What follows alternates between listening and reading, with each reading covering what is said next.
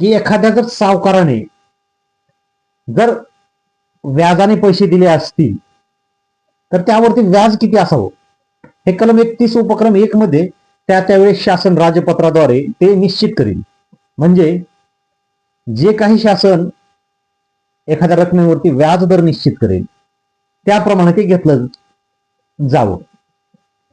त्याच कलम 31(2) मध्ये सांगितलेलं आहे की कुठल्याही रकमेवरती खाजगी सावकार असेल, फायनान्सवाला असेल, ते क्रेडिट कार्डवाले असतील अथवा कोणीही असतील, त्यांना चक्रवाढ व्याज घेता येणार नाही, स्पष्टपणे या कायद्यात सांगितलेलं आहे.